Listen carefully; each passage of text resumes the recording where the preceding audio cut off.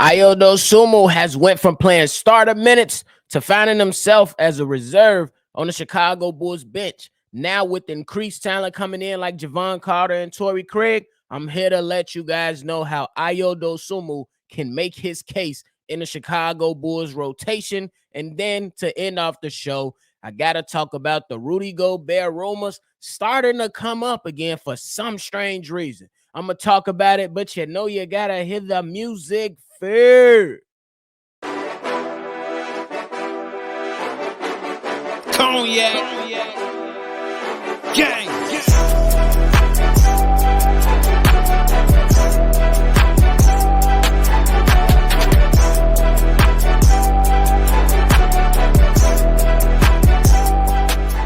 Shy Boys Podcast with the Cognac Boys. I'm Cognac Boy Bobby, and I'm holding it down on today's daily episode for me and my co-host C-Dub. If you like what you're listening to today, hit the like button, subscribe to the channel, and hit the notification bell so every time we drop, you be one of the first ones to know. Now, I got to talk about Ayo Dosunmu and how he can go ahead and make his case within the Chicago Bulls rotation. Now, what do we know? We know that Ayo Dosunmu, he's Chicago's very own. He's Mr. Morgan Park. Some of them, like Big Kev, call him the Morgan Park Menace, and rightfully so. Came in his rookie season after being a second-round pick. Strong performance. Came in last season. We thought that he was going to kind of reciprocate that energy from year one. He was kind of still doing his thing out there, but then we still found him struggling in certain spots here and there, and the coaching staff kind of felt the same way. They went ahead and benched my mans for Goran Dragic. It was tragic, wasn't it? It was a huge disappointment to see this young bull who Chicago loves very dearly suddenly find his way to the bench for Goran Dragic, y'all. It's crazy to even bring up. But what do we know about Ayo Dosunmu? We all know that Ayo Dosunmu, he has the length. We seen him go ahead and add a few pounds to the body, so we can believe that he was a bit stronger than the year prior. We know that he's solid driving the basketball. He's crazy good in transition, and he has a decent game finishing at the rim. But now, the team, in my opinion, even though the additions are small, Ayo Dosunmu is going to be tangoing with Javon Carter, Torrey Craig, Kobe White, especially with the expectations of Kobe White stepping up. Then you got the veteran Alex Caruso, who's going to continue to do Alex Caruso things within the Chicago Bulls organization. You know what he's going to bring every single night. So now that with all that stuff out there and all these limited minutes, we got to see how we can find Ayo Dosunmu some minutes within this basketball team. Because if you're looking at it, you're looking at probably like a 10-man rotation that probably ain't going to happen. You know what I'm saying? Because if you think about the starting five, let's just say for the sake of discussion, your starting five is going to start with Javon Carter. Then you're going to have Zach LaVine. Then you got DeMar DeRozan, Patrick Williams, Nikola Vucevic. All those guys will be placed out there. And then that leaves you guys for the bench. You got Kobe White, Ayo Dosunmu, Alex Caruso, Andre Drummond, Torrey Craig, you know what I'm saying? All these guys that can come in. And we know Billy Donovan, he's not a guy that's going to go deep on his bench if he does not trust you. So what can we do to help Ayo Dosunmu be able to supplant himself within this rotation? Because those minutes are going to be tough to hand out. And that's just what it really is. But I got some ways that Ayo Dosunmu can go ahead and make his case. The first thing that I can come up with is Ayo Dosunmu. Let's just be consistent, bro. It's really that simple.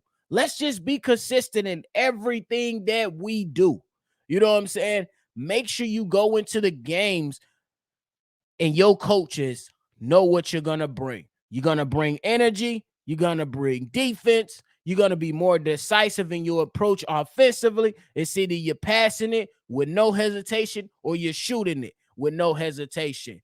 And I say those are some of the two ways that he can go ahead and start to get this ball rolling in the right direction so he can make sure that he's being one of those first 2 or 3 people off the bench to go ahead and help this team either push the lead forward, maintain the lead, or regain the lead. We know the objective of when the bench players come in. They have to play solid basketball and they have to provide some type of spark. I think one thing that Ayo Dosunmu can do is add to his bag. Add to his bag. Let's make that ball handler look a little more crisp, more tighter, more strategic with this approach. Let's make sure that when you drive into the basket, you go ahead and you can finish that thing the correct way. Let's make sure when you shoot in the three, sometime if somebody's trying to run you off the three, you can go ahead and hit a dribble quick pull up from the mid range. Let's add on to that bag. Let's see what you can go ahead and do. And then next, I would say Ayo Dosunmu on his defensive side, he has to have no lapse in judgment and performance. We've seen plenty of times to where Ayo Dosunmu, we like, damn, he out here babying Trae Young. Trae Young, his son. But then you see him go, then you see Ayo Dosunmu go against a talented big guard like Drew Holiday and get cooked. So, you know what I'm saying? Every player is going to have their day. Every player is going to have their respective game. But Ayo Dosunmu, for the most part of the year, has to be firm on the defensive side. And lastly, before we move on to the Rudy Gobert stuff, I believe Ayo Dosunmu simply and cut short and straight to the point has to have an impact. He has to find a specialty in what he's going to do. When he comes in, he's gonna most likely going to be like a combo guard type of thing, type of player. And in my opinion, from the outside looking in, I expect Kobe White to come in and be that starting point guard. Ayo could be either the 2 or 3, and he can work his way around off that when he comes off the bench. So find a specialty. Now, if when Ayo Dosunmu gets into the game, what could his specialty be? All right, I'm gonna push the pace. That could be one way. Or if I got Andre Drummond out here, or if Nikola Vucevic is still in the game with me, let me go ahead and establish a pick and roll that the coaches cannot ignore during games. You know what I'm saying? Let's get the pick and roll going. And then let's see Ayo Dosunmu become a hard slasher or cutter to the basket to where you're making impact plays and making the offensive scheme flow more freely and smoothly. So So in that sense, just find the impact on what you're going to be. I believe Ayo Dosunmu is so much more than the 3-and-D guy, but he has to go out there and prove it for himself. I can't only speak on it. He got to do it for himself.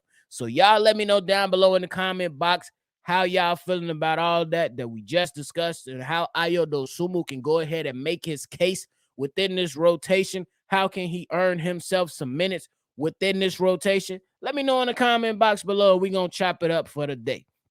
Now I move on to the last topic for the day. I'm saying that the Rudy Gobert trade rumors are starting to heat up again or return. You know what I'm saying? I seen some articles come out from Sports Illustrated, seen it bounced around on X, etc., etc. And the reason behind it is because the Bears need rim protection. Okay, I understand that we don't fully like the additions to the Chicago Bulls in regards to rim protection and rim defense. My thing is why this trade does not make sense still to this day, because you have a guy who needs the middle of the floor towards the paint and DeMar DeRozan, and a clogged up paint with Rudy Gobert on the offensive side. It's just going to complicate things more, in my opinion. Now, we know what Rudy Gobert can bring defensively. He is going to block some shots. But just like Vooch can play drop coverage and all that stuff, Rudy Gobert is a little bit better in that regard. But some might say way better, and that's fine. But what about a guy that can step out to the three-point line and defend in that way? Rudy Gobert ain't that. Nikola Vucevic ain't that. So why just not stick out with the same guy? And then when you look at who we have in place already in Nikola Vucevic, this is a guy that's a double-double machine and can stretch the floor and is in my top 10 of centers playing in the game today. I just don't see it as being something that the Chicago Bulls can even explore. I mean, and it's just rumors, but I see him creeping up again, and I kind of just want to get out on the forefront and kind of debunk those things and say it doesn't make sense for the construction of the team. And plus, we believe, well, at least I believe, this is the last chance for the Chicago Bulls core to get it together. So why would you push your chips in the middle for a piece like Rudy Gobert instead of, if you're gonna risk any assets or draft capital or compensation or players, it wouldn't be for a player like Rudy Gobert, in my opinion, according to how this team is constructed. Now I can understand if they said, hey, we're gonna push some things into the middle of the table and we're gonna make a move for a guy like Damian Lillard, or before Brad Beal was traded away, you make a move like that in that sense. But as of right now, it doesn't make sense. I'd rather just run with the core that we have. I'd rather see Nikola Vucevic doing his thing and hopefully bounce back so we can go ahead and make moves into the right direction versus coming in, getting rid of the center who we know can go ahead and add floor spacing versus a guy who's going to take away floor spacing and clog the paint a little bit more. And then your offense flows a little bit different. The Chicago Bulls offense was at the bottom of the league last year. Do we think adding a guy who can't stretch the floor or even give you so much offensively other than lob dunks and putbacks? I mean, you'll probably do a little bit more, but how much does that move the needle? Because if you ask me, if you bringing them in for defensive purposes, does it really make sense? Because the Chicago Bulls was ranked 5th last season. Then you just added a bulldog at the point guard position in Javon Carter, and then you got a versatile wing in Torrey Craig to sustain that. I don't see it. I don't think the Bulls need to be number 1. They just need to be respected. And number 5 was respected. We need to get better on the offensive side of the ball. And I don't see how Rudy Gobert adds to us getting better on the offensive side of the ball. So y'all let me know how y'all feeling about all that, because those are my thoughts on all things discussed today. Make sure you hit the like button, hit the subscribe button, and hit the notification bell. And while you're at it, just share it with somebody that might enjoy it. And I'm going ahead and end it like this. Make sure you subscribe here for all your latest Bulls content. If you want to call in and have your voicemail played on the episode to where me and C-Dub or one or the other react to it, send a number in, 773-242-9219. This is another episode of Shy Bulls Podcast.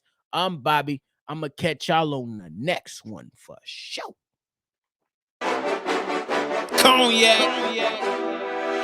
Gang.